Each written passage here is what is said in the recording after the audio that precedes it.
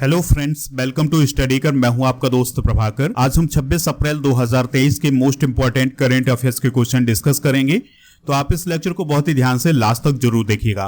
आज का पहला क्वेश्चन है, विश्व मलेरिया दिवस कब मनाया जाता है? आंसर होगा 25 अप्रैल को। तो हर साल 25 अप्रैल को विश्व मलेरिया दिवस मनाया जाता है। 2023 की थीम याद रखिएगा, time to deliver zero malaria, investment, innovation, implement. और यह दिवस मलेरिया के रोकथाम और नियंत्रण के लिए मनाया जाता है। WHO के द्वारा 2007 में पहला विश्व मलेरिया दिवस मनाया गया था। कुछ इंपॉर्टेंट डाटा है जो कि WHO के द्वारा जारी किया गया है। WHO के अकॉर्डिंग 2021 में 84 देशों में अनुमानित 247 मिलियन मामले आए थे मलेरिया के। अगर हम दक्षिण पूर्व एशिया की बात करें, यानी साउथ ईस्ट एशिया रीजन की बात करें, तो इसमें जितने भी मामले आए थे, इसमें 79% मामले इंडिया से थे। मलेरिया जो है मादा एनाफिलीज मच्छर के काटने से फैलता है, और ये जो मादा एनाफिलीज मच्छर होता है, ये प्लाज्मोडियम परजीवी को एक शरीर से दूसरे शरीर में पहुंचाता है। 1897 में सर रोनाल्ड रॉस ने यह पता लगाया था कि जो मनुष्य होते हैं उसमें मलेरिया मादा एनाफिलीज मच्छरों के काटने से फैलता है। मलेरिया की रोकथाम के लिए हाइड्रोक्सी क्लोरोक्विन नामक दवा का उपयोग किया जाता है। दोस्तों, अप्रैल माह में अब तक मनाए गए प्रमुख दिवस डिस्कस करते हैं। खोंगजोम दिवस मणिपुर में मनाया गया था 23 अप्रैल को। राष्ट्रीय पंचायती राज दिवस 24 अप्रैल को। विश्व पृथ्वी दिवस 22 अप्रैल को।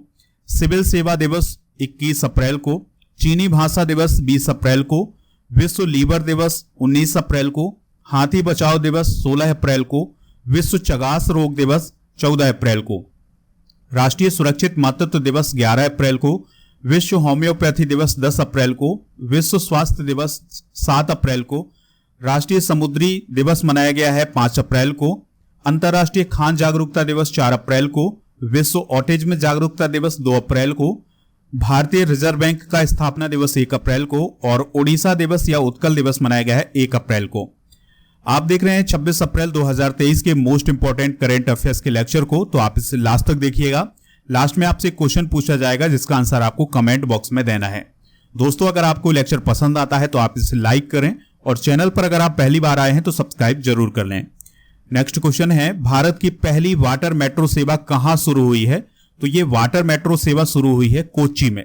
और कोच्चि किस राज्य में है? केरल में है। इसे कोचीन भी कहा जाता है।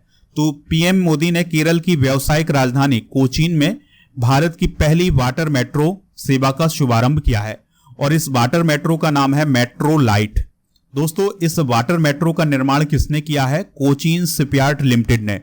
और यह पूरी तरह से इको फ्रेंडली है।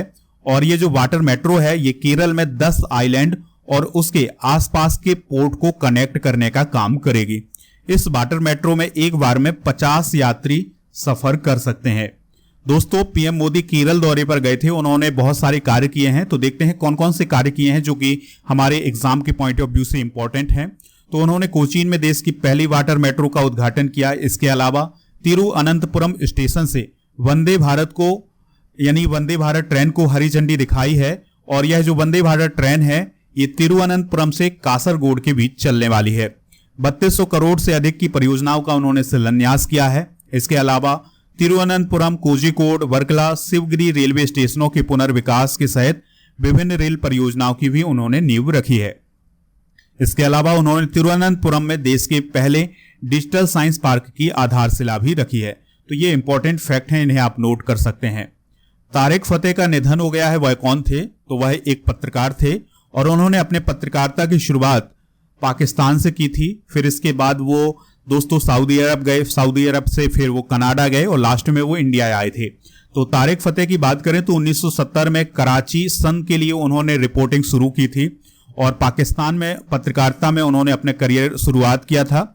1977 में उन पर देशद्रोह का आरोप लगा, फिर वो सऊदी अरब चले गए, और फिर इसके बाद 1987 में वो कनाडा में बस गए थे, और लास्ट में दोस्तों वो इंडिया आए थे। दोस्तों, तारिक फतेह के द्वारा 2 पुस्तकें लिखी गई हैं, इंपॉर्टेंट हैं जो कि एग्जाम के लिए।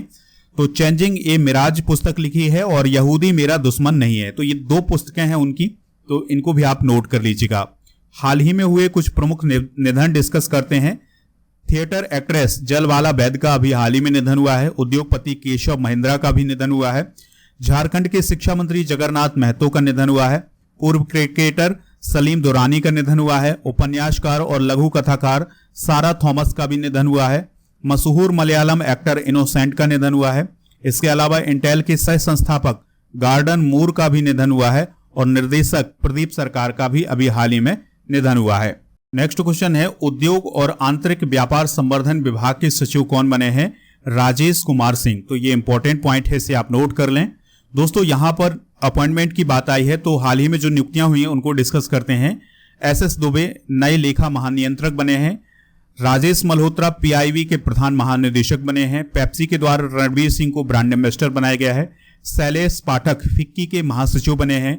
और हमारे देश के जो कैग हैं, सीएजी हैं गिरीश चंद्र मुर्मू, तो उन्हें अंतर्राष्ट्रीय श्रम संगठन में बाहरी लेखा परीक्षक के रूप में अभी हाल ही में चुना गया है। वीवीआर सुब्रमण्यम नीति आयोग के सीईओ बने हैं। प्यूमा इंडिया ने भारतीय कप्तान हरमनप्रीत कौर को अपना ब्रांड एम्बेसडर बनाया है। Rajeev Singh Raghuvanshi drug controller general of India बने हैं। उदय तंवर को किस देश में जातिगत न्याय सलाहकार मंडल का सदस्य बनाया गया है? तो उन्हें अमेरिका में जातिगत न्याय सलाहकार मंडल का सदस्य बनाया गया है और उनकी नियुक्ति हुई है न्यूयॉर्क सिटी में। तो न्यूयॉर्क सिटी के जातिगत न्याय सलाहकार मंडल के सदस्य कौन बने हैं? उदय तंवर। अमेरिका की बात आई है तो अभी हाल ही में रोवन विल्सन को न्यूयॉर्क राज्य की सीनेट के द्वारा न्यूयॉर्क के पहले आश्वेत मुख्य न्यायाधीश के रूप में नियुक्त किया गया है। अमेरिका जो है वो वित्त वर्ष 2022-23 में भारत का सबसे बड़ा व्यापारिक भागीदार बना है। इसके अलावा हिंदू फोबिया के खिलाफ प्रस्ताव पारित करने वाला जॉर्जिया अमेरिका का पहला राज्य बना है। तो ये इंपॉर्टेंट पॉइंट है। दोस्तों अगर आप किसी भी एग्जाम की तैयारी कर रहे हैं, चाहे वो एसएससी का एग्जाम हो या बैंकिंग कोई भी एग्जाम हो, तो उसके लिए मॉक टेस्ट हमारे ऐप पर उपलब्ध है। हिंदी अंग्रेजी दोनों माध्यम में है। तो अगर आप ज्वाइन करना चाहते हैं तो नीचे डिस्क्रिप्शन बॉक्स में लिंक दिया गया है ऐप का। ऐप से आप इनको ज्वाइन कर सकते हैं। डिस्काउंट चाहिए तो मेरा कूपन कोड यूज करिएगा PS100, आपको डिस्काउंट मिल जाएगा। डेली करंट अफेयर्स का जो पीडीएफ है वो आपको दो जगह मिलता है। एक मिलता है आपको ऐप पर और दूसरा मिलता है टेलीग्राम चैनल पर। तो दोनों को अगर आप ज्वाइन करना चाहते हैं तो डिस्क्रिप्शन बॉक्स में लिंक है, ज्वाइन कर सकते हैं। नेक्स्ट क्वेश्चन है, सूडान में फंसे भारतीयों को निकालने के लिए कौन सा ऑपरेशन शुरू किया गया है? तो सूडान में फंसे भारतीयों को निकालने के लिए भारत सरकार के द्वारा ऑपरेशन कावेरी शुरू किया गया है। ठीक है, तो भारत ने अशांति से प्रभावित सूडान से अपने नागरिकों को निकालने के लिए ऑपरेशन कावेरी शुरू किया है और एक ऑफिशियल डाटा है जिसके अनुसार सूडान में लगभग 4000 भारतीय फंसे हुए हैं। सूडान के बारे में बात करें तो इसकी कैपिटल है खार्तूम और यहाँ की करेंसी है सूडानी पाउंड। ऑफिशियल लैंग्वेज है अरबी और अंग्रेजी। दोस्तों यहाँ पर आप सूडान की लोकेशन देख सकते हैं। ये है खार्तूम इसकी कैपिटल और इसके जो पड़ोसी देश हैं वो कौन कौन से हैं? इजिप्ट है, लीबिया है, चाड है, सेंट्रल अफ्रीकन रिपब्लिक है और साउथ सूडान है, इथियोपिया है और इरिट्रिया है। और यहाँ पर आप रेड सी भी देख सकते हैं। यहाँ पर बात आई है ऑपरेशंस की, तो भारत सरकार के द्वारा बहुत ही महत्वपूर्ण ऑपरेशन शुरू किए गए हैं, जिसमें ऑपरेशन दोस्त की अगर हम बात करें तो भारत सरकार के द्वारा शुरू किया गया था और तुर्की और सीरिया में भूकंप से जो लोग प्रभावित हुए थे उनकी मदद के लिए शुरू किया गया था 2023 में, याद रखना है। ऑपरेशन गरुड़ सीबीआई ने ड्रग नेटवर्क को खत्म करने के लिए शुरू किया था। ऑपरेशन मेघचक्र सीबीआई ने चाइल्ड पोर्नोग्राफी सर्कुलेट करने वाले लोगों का पता लगाने के लिए शुरू किया था। ऑपरेशन नार्कोस रेलवे सुरक्षा बल यानी आरपीएफ द्वारा रेल के माध्यम से नशीले पदार्थों की तस्करी रोकने के लिए शुरू किया गया था। ऑपरेशन सद्भावना तो भारतीय सेना द्वारा जम्मू कश्मीर में ग्रामीण क्षेत्रों में एलओसी के पास क्षेत्रों में लोगों की मदद के लिए शुरू किया था। सिडनी क्रिकेट ग्राउंड ने किस खिलाड़ी के नाम पर एक गेट का अनावरण किया है? देखिए सिडनी क्रिकेट ग्राउंड जो है ये ऑस्ट्रेलिया में है, तो इसके गेट का नाम किसके नाम पर रखा गया है?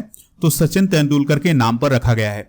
देखिए 24 अप्रैल को सचिन तेंदुलकर ने अपना 50वां जन्म दिवस मनाया है और इसी के उपलक्ष्य में और सचिन तेंदुलकर को सम्मान देने के लिए ऑस्ट्रेलिया के प्रतिष्ठित सिडनी क्रिकेट ग्राउंड में एक गेट का अनावरण किया गया है।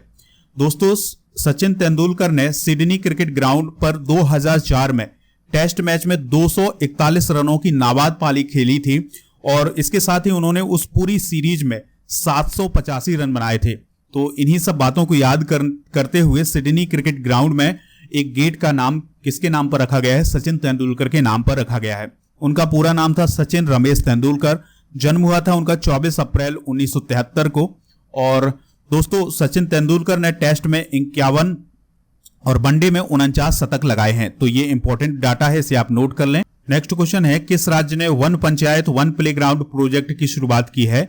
तो केरल सरकार ने one panchayat one playground project की शुरुआत की है। इसमें एक पंचायत में एक प्लेग्राउंड बनाया जाएगा जिससे जो खेल प्रतिभाएं हैं वो निखर कर आएंगी। तो इसकी शुरुआत किसने की है? मुख्यमंत्री पिनाराई विजयन ने। केरल की राजधानी तिरुवनंतपुरम है, राज्यपाल हैं आरिफ मोहम्मद खान और मुख्यमंत्री पिनाराई विजयन है। दोस्तों, Kerala state inland navigation corporation के द्वारा सौर ऊर्जा से चलने वाली पहली टूरिस्ट नाव सूर्यबंशु अभी हाल ही में लॉन्च की है। ये इंपॉर्टेंट पॉइंट है। तो सौर ऊर्जा से चलने वाली टूरिस्ट नाव कहां शुरू हुई है? केरल में शुरू हुई है, नाम है उसका सूर्यबंशु। एमटी वासुदेवन नायर को केरल के सर्वोच्च नागरिक सम्मान केरल ज्योति से अभी हाल ही में सम्मानित किया गया है। एनजीटी के द्वारा रामसर स्थलों की सुरक्षा में विफल होने के कारण केरल सरकार पर 10 करोड़ का जुर्माना लगाया गया है। और केरल की महिलाओं के द्वारा भी हाल ही में धूमधाम से अट्टुकल पोंगल त्योहार मनाया गया है। केरल की लोकेशन आप ये देख सकते हैं, ये है केरल। और इसके पड़ोसी राज्यों की अगर हम बात करें तो पड़ोसी राज्यों में है इसके तमिलनाडु और कर्नाटक।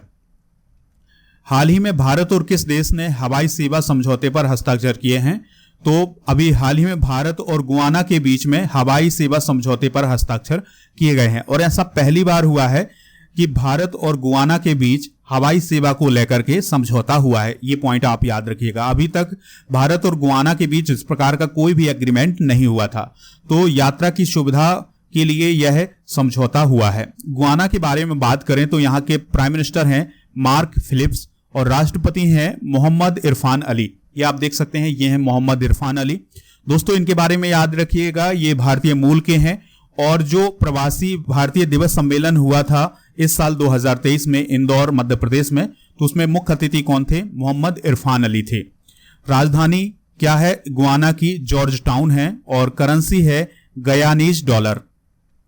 दोस्तों, यहां पर आप देख रहे हैं साउथ अमेरिका कॉन्टिनेंट और ये है गुआना की लोकेशन। ठीक है, तो अगर आपसे पूछा जाए गुआना किस कॉन्टिनेंट में है तो ये साउथ अमेरिका कॉन्टिनेंट में है। और गुआना के जो पड़ोसी देश हैं वो है वेनेजुएला, ब्राजील और सूरीनाम। नेक्स्ट क्वेश्चन है, किस राज्य ने 12 घंटे की ड्यूटी वाला बिल विधानसभा में पारित किया है? तो ये किया है तमिलनाडु ने। दोस्तों, तमिलनाडु विधानसभा ने फैक्ट्री संशोधन अधिनियम 2023 को पारित किया है। तो बिल में कारखाने के श्रमिकों को दैनिक कार्य शिफ्ट को 8 घंटे से बढ़ाकर 12 घंटे का प्रावधान है। अर्थात वे सप्ताह में 4 दिन कार्य करने का विकल्प चुन सकते हैं। छुट्टी का जो भुगतान किया जाएगा और ड्यूटी, ओवर टाइम, वेतन आदि के जो मौजूदा नियम है वो पूरी तरह से लागू होंगे। लेकिन जो ड्यूटी का टाइम है वो उन 4 दिनों में 8 घंटे की जगह 12 घंटे कर दिया जाएगा। तो इस प्रकार का बिल लाया गया है तमिलनाडु विधानसभा में। दोस्तों, तमिलनाडु के राज्यपाल कौन है? रविंद्र नारायण रवि हैं। मुख्यमंत्री हैं एम.के. स्टालिन। विधानसभा सीटें यहां पर 235 हैं। राज्यसभा सीटें हैं 18, लोकसभा सीटें 39 हैं। और भारतनाट्यम तमिलनाडु का एक लोकप्रिय और प्रसिद्ध नृत्य है। तमिलनाडु की आप लोकेशन देख सकते हैं, ये है तमिलनाडु की लोकेशन। ठीक है, इसकी सीमा केरल, कर्नाटक, आंध्र प्रदेश और पुदुचेरी से लगती है। तो ये इंपॉर्टेंट पॉइंट है, नोट कर लीजिएगा। अब हम कल के करंट अफेयर्स को रिवाइज करेंगे। फिर दोस्तों जनरल नॉलेज के पिटारे को डिस्कस करेंगे और लास्ट में पूछेंगे आपसे क्वेश्चन जिसका आंसर आपको कमेंट बॉक्स में देना है। कल का पहला क्वेश्चन था, राष्ट्रीय पंचायती राज दिवस 2023 कब मनाया गया है? 24 अप्रैल को। तीरंदाजी विश्व कप 2023 में भारत ने कितने मेडल जीते हैं? 4 मेडल जीते हैं। 23 अप्रैल 2023 को किस राज्य में 132वां खोंगजोम दिवस मनाया गया है? मणिपुर में। पहली G20 वित्त मंत्रियों और केंद्रीय बैंक के गवर्नरों की बैठक कहां आयोजित हुई है? बेंगलुरु में। विश्व बैंक की लॉजिस्टिक परफॉर्मेंस इंडेक्स में भारत का कौन सा स्थान है? 38वां। जल निकायों की पहली गणना में सर्वाधिक जलाशय वाला राज्य कौन है? पश्चिम बंगाल। IIT मद्रास अपना पहला अंतरराष्ट्रीय परिसर किस देश में स्थापित करेगा? तंजानिया में। स्टार स्पोर्ट्स ने किस क्रिकेटर को विलीव एम्बेसडर के रूप में नियुक्त किया है? ऋषभ पंत को। भारत के पहले गांव का दौरा करने वाले पहले केंद्रीय मंत्री कौन बने हैं? एल मुरुगन। टाटा इलेक्ट्रॉनिक्स ने किसे अपना CEO और MD नियुक्त किया है? रणधीर ठाकुर को। दोस्तों, आज के जनरल नॉलेज के पिटारे में विटामिन और उनकी कमी से होने वाले रोग डिस्कस करेंगे। तो विटामिन A की कमी से होता है रतौंधी। विटामिन V1 की कमी से होता है बेरी। विटामिन V2 की कमी से होता है मंद विकास, यानी जो विकास है हमारा डेवलपमेंट है वो बहुत ही धीमी गति से होता है। और त्वचा खराब होती है। B12 की बात करें तो इसमें खून की कमी होती है, यानी एनीमिया जो है वो विटामिन B12 की कमी से होता है। विटामिन C की कमी से होता है स्कर्वी। विटामिन D की कमी से होता है रिकेट्स और सूखा रोग। और विटामिन K की कमी से चोट के कारण अत्यधिक रक्तस्राव होता है, यानी अगर चोट लग जाती है तो वहां पर रक्तस्राव होता है अगर विटामिन K की कमी होती है। तो दोस्तों ये हैं विटामिन और उनकी कमी से होने वाले रोग, तो इनको आप नोट कर लीजिएगा। आज का क्वेश्चन है जिसका आंसर आपको कमेंट बॉक्स में देना है। भारत की पहली वाटर मेट्रो सेवा कहां शुरू हुई है? जो भी इसका राइट आंसर हो कमेंट बॉक्स में जरूर बताइएगा। लेक्चर पसंद आया हो तो आप इसे लाइक करें, शेयर करें सभी दोस्तों को, सभी सोशल मीडिया प्लेटफॉर्म पर। जय हिंद, वंदे मातरम।